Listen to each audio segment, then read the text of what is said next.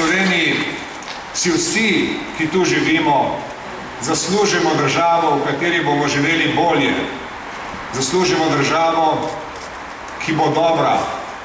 Zaslužimo si državo, v kateri bodo človekove pravice v polni meri spoštovane, kjer bo v polni meri veljala solidarnost, občutek za sočloveka, empatija, kjer bo pravna država, kjer bo vladavina prava nekaj veljala. Danes se še nimamo.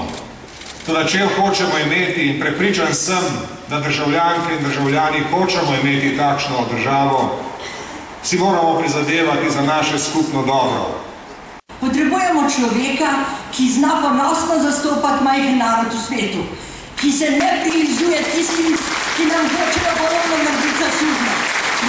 Potrebujemo človeka, ki ga ni sram bližnje preteklosti. Tiste preteklosti, ki smo jo ustvarili mi, ki smo danes stari, ki smo iz nič napravili moderno in bogato državo. Zakaj Danilo Türk?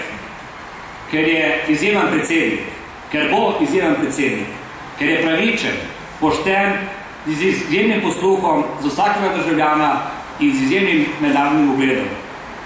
Potrebujemo strukturne reforme, kot je reforma pokojninskega sistema in reforma trga dela.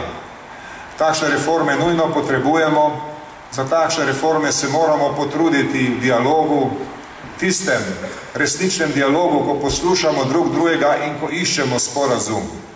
Tak dialog potrebujemo in takšne reforme potrebujemo. In v iskanju teh reform, v prizadevanju za te reforme, moramo biti pazljivi. Ločevati moramo zrnja od plev. Ni vse zlato, kar se sveti.